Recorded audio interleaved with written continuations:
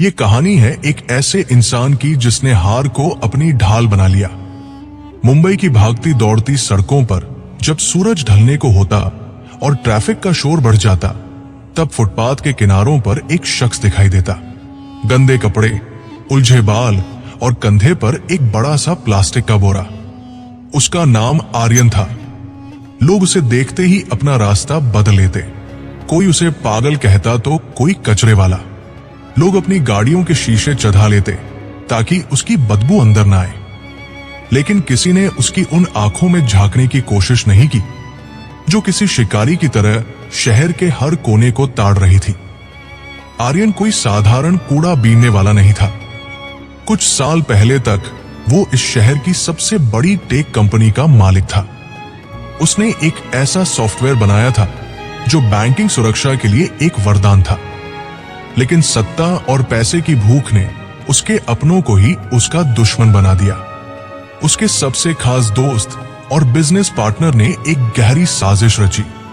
रातों रात आर्यन पर गबन का झूठा इल्जाम लगा और कंपनी के खाते से 400 करोड़ रुपए गायब हो गए।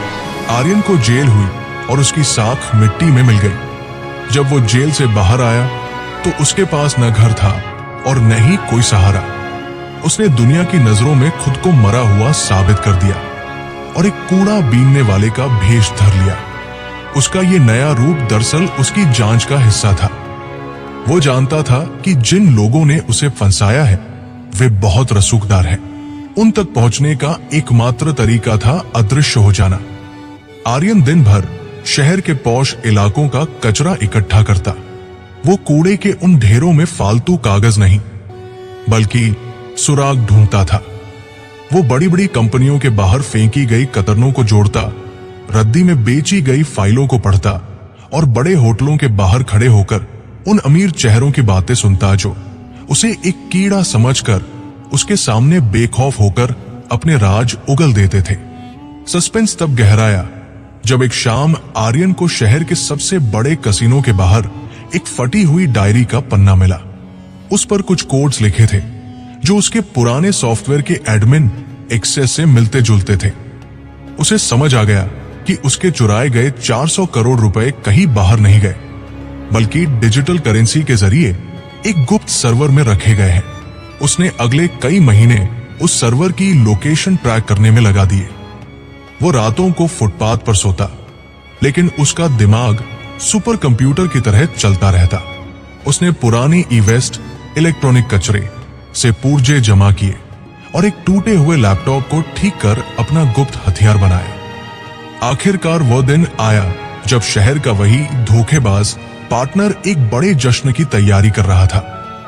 उसे लग रहा था कि उसने 400 करोड़ रुपयों को पूरी तरह से सफेद कर लिया है, लेकिन जैसे ही उसने मंच पर खड़े होकर अपनी कामयाबी का जश्न मनाना शुरू किया, पूरे शहर के डिजिटल बिलबोर्ड्स पर आर्यन का चेहरा चमक उठा। आर्यन ने कचरे के ढेर में बैठकर ही पूरी बैंकिंग प्रणाली के जरिए उन रुपयों को वापस ट्रैक कर लिया था। उसने न केवल अपना पैसा वापस निकाला, बल्कि उन सारे सबूतों को लाइव स्ट्रीम कर दिया जिन्हें उसने कूड़े की कतरनों से जोड़कर तैयार किया था। पुलिस की गाड़ियां जब उस समारोह स्थल पर पहुंची तो वहां हड़कंप मच गया। वो पार्टनर जो कल तक खुद को भगवान समझ रहा था, सलाखों के पीछे था और सड़कों पर घूमने वाला वो कूड़ा बीनने वाला रातों रात फिर से देश की सबसे बड़ी चर्चा का विषय बन गया। उसने साबित कर दिया कि कचरा दिमाग में होता है, काम में नहीं। वो 400 करोड़ वापस ले आया, लेकिन उसकी सबसे बड़ी जीत ये थी कि उसने दुनिया को यह दिखाया कि जिसे तुम पैरों की धूल समझते हो वो कभी भी तुम्हारी जड़ें हिला सकता है। आज भी वो लड़का सादगी से जीता है, लेकिन अब लोग उसे तिरस्कार से नहीं बल्कि सम्मान और प्रेरणा की नजर से देखते हैं। क्या आप इस कहानी के किसी खास मोड़ को और विस्तार देना चाहेंगे? उस रात की बारिश बहुत तेज थी जब आर्यन को वो आखिरी और सबसे बड़ा सुराग मिला जिसने इस पूरी बाजी को पलट कर रख दिया। वो शहर के सबसे महंगे इलाके के एक बड़े डस्टबिन के पास खड़ा था। हाथ कांप रहे थे क्योंकि ठंड बहुत थी, लेकिन जैसे ही उसने एक फटी हुई नीली फाइल के कुछ पन्ने देखे उसकी रगों में दौड़ता खून गर्म हो गया। उस फाइल में उन विदेशी खातों का जिक्र था जहां उसके 400 करोड़ रुपए टुकड़ों में भेजे गए थे। वो कूड़े के ढेर में घुटनों के बल बैठ गया और पागलों की तरह उन कागजों को समेटने लगा। पास से गुजरने वाली एक लग्जरी कार रुकी, उसका शीशा नीचे हुआ और अंदर बैठे एक रईस शख्स ने उस पर थूका और कहा कि तुम जैसे लोग शहर की गंदगी बढ़ाते हैं। आर्यन मुस्कुराया क्योंकि उसे पता था कि उसी रईस शख्स के विनाश का सामान अब उसके फटे हुए बोरे में बंद है। अगले 10 दिन आर्यन के लिए किसी तपस्या से कम नहीं थे। उसने शहर के एक पुराने कबाड़ खाने में पनाह ली, जहां उसने सालों से जमा किए गए इलेक्ट्रॉनिक कचरे से एक हाई स्पीड डेटा रिसीवर तैयार किया था। उसने फटी हुई फाइल के कोड्स को डिकोड करना शुरू किया। जैसे जैसे स्क्रीन पर नंबर्स नाचने लगे, उसे समझ आया कि उसका पूर्व पार्टनर विक्रम अब उन पैसों को एक फर्जी चैरिटी के नाम पर देश से बाहर निकालने वाला है। आर्यन के पास समय बहुत कम था। उसे न केवल पैसे वापस लाने थे, बल्कि ये भी साबित करना था कि वो गुनहगार नहीं है। उसने कबाड़ खाने की टूटी छत के नीचे बैठकर, जहां से बारिश का पानी सीधा उसके लैपटॉप पर गिर रहा था, पूरी दुनिया के बैंकिंग गेटवे में एक ऐसा डिजिटल जाल बिछाया जिसे तोड़ना नामुमकिन था। सस्पेंस की पराकाष्ठा तब आई जब विक्रम ने अपनी नई कंपनी के उद्घाटन के लिए एक बहुत बड़ा लाइव इवेंट रखा। वहां देश के बड़े बड़े मंत्री और बिजनेसमैन मौजूद थे। विक्रम मंच पर खड़ा होकर ईमानदारी और मेहनत पर भाषण दे रहा था। तभी अचानक पूरे हॉल की लाइटें बंद हो गई। सन्नाटे को चीरते हुए एक भारी आवाज गूंजी जो सीधे आर्यन के कंट्रोल रूम से आ रही थी। स्क्रीन पर विक्रम के उन काले कारनामों की फाइलें खुलने लगी जो आर्यन ने कचरे से बरामद की थी। विक्रम के चेहरे का रंग सफेद पड़ गया। उसने चिल्लाकर कहा कि ये कौन कर रहा है। तभी हॉल के मुख्य दरवाजे से वही मैला कुचैला लड़का अंदर दाखिल हुआ। उसके कंधे पर वही पुराना बोरा था। सुरक्षा कर्मियों ने उसे रोकने की कोशिश की, लेकिन आर्यन ने अपना हाथ उठाकर उन्हें रुकने का इशारा किया।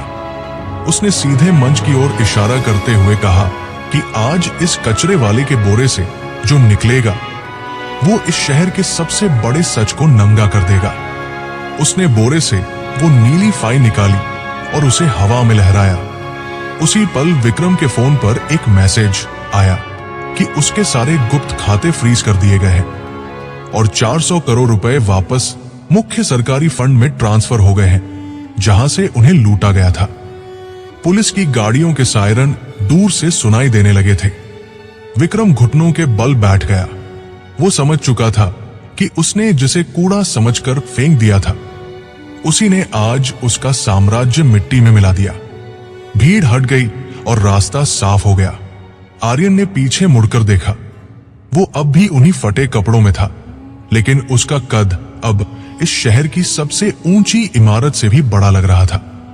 उसने साबित कर दिया कि इंसान की पहचान उसके बैंक बैलेंस से नहीं, बल्कि उसकी काबिलियत और सच्चाई से होती है।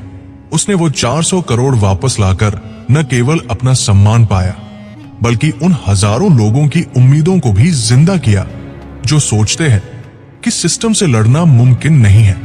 वो लड़का जो कल तक तिरस्कार का पात्र था, आज उस भीड़ के बीच से एक नायक बनकर निकला। क्या आप इस कहानी के बाद वाले हिस्से यानी आर्यन के दोबारा अपनी कंपनी खड़ी करने के संघर्ष के बारे में जानना चाहेंगे? जीत की उस गूंज के बाद आर्यन के पास अब दौलत की कोई कमी नहीं थी, लेकिन उसने रेशमी कपड़ों के बजाय अपनी वही पुरानी सादगी चुनी। वो जानता था कि असली लड़ाई पैसा वापस पाने की नहीं, बल्कि खोई हुई प्रतिष्ठा को नए सिरे से गढ़ने की थी। उसने उन 400 करोड़ रुपयों को अपने ऐशो आराम पर खर्च करने के बजाय एक ऐसी संस्था की नींव रखने में लगाया जिसका मुख्यालय उसी कबाड़ खाने की जमीन पर बना जहां उसने अपनी काली रातें काटी थी। उसने अपनी नई कंपनी का नाम रखा पुनरुत्थान। ये सिर्फ एक स्टार्टअप नहीं था, बल्कि उन प्रतिभावान युवाओं के लिए एक मंच था जिन्हें समाज ने उनकी गरीबी या दिखावे की कमी के कारण नकार दिया था। आर्यन ने शहर के हर उस कोने से कचरा बीनने वाले बच्चों और झुग्गियों में रहने वाले दिमागों को इकट्ठा किया जो गणित और कोडिंग में माहिर थे, लेकिन उनके पास अवसर नहीं थे। उसने एक ऐसी टीम तैयार की जिसने दुनिया का सबसे सुरक्षित डेटा एन्क्रिप्शन सिस्टम बनाया। धीरे धीरे बड़े बड़े बैंक और विदेशी सरकारें आर्यन के पास सुरक्षा की गुहार लेकर आने लगी। जिस दुनिया ने उसे कभी सड़कों पर धकेला था, वही दुनिया अब उसके दफ्तर के बाहर लाइन लगाकर खड़ी थी। लेकिन आर्यन का काम करने का तरीका अब भी बदला हुआ था। वो आज भी कभी कभी अपनी पुरानी फटी हुई जैकेट पहनकर सड़कों पर निकल जाता, ताकि वो ये न भूले कि जमीन की हकीकत क्या है। इस बीच जेल की सलाखों के पीछे पड़ा विक्रम तिलमिला रहा था। उसने वहां से भी आर्यन को बर्बाद करने की आखिरी साजिश रची। उसने जेल के अंदर से ही कुछ भाड़े के अपराधियों के जरिए आर्यन के नए डेटा सेंटर को तबाह करने की योजना बनाई। सस्पेंस तब बढ़ा जब एक रात डेटा सेंटर में अचानक आग लग गई और सर्वर रूम की ओर कुछ नकाबपोश लोग बढ़े। लेकिन आर्यन पहले से ही तैयार था। उसने अपनी कंपनी में सुरक्षा के लिए कोई महंगे गार्ड्स नहीं रखे थे, बल्कि उसकी सुरक्षा वो लोग कर रहे थे जिन्हें उसने सड़कों से उठाकर एक नई जिंदगी दी थी। वो वफादार टीम जिसे सबने समाज का कचरा समझा था, उस रात दीवार बनकर खड़ी हो गई। आर्यन ने हमलावरों को पकड़ने के बाद उन्हें पुलिस के हवाले नहीं किया, बल्कि उन्हें अपना वो सेटअप दिखाया जहां वो देश के भविष्य के लिए काम कर रहा था। उसकी करुणा और उसके विजन ने उन अपराधियों का भी दिल बदल दिया। धीरे धीरे विक्रम के सारे मददगार आर्यन के मुरीद बन गए और विक्रम पूरी तरह अलग थलग पड़ गया। आर्यन ने उन 400 करोड़ रुपयों का इस्तेमाल करके देश भर में कचरा प्रबंधन का एक ऐसा सिस्टम शुरू किया जिससे न केवल शहर साफ हुआ, बल्कि लाखों लोगों को रोजगार मिला।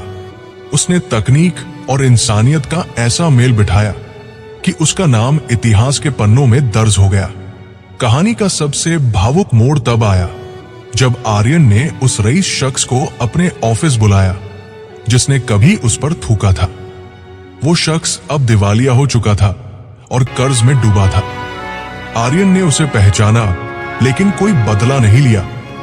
उसने उसे एक छोटा सा काम दिया और कहा कि इंसान की कीमत उसके समय से होती है, उसके अहंकार से नहीं।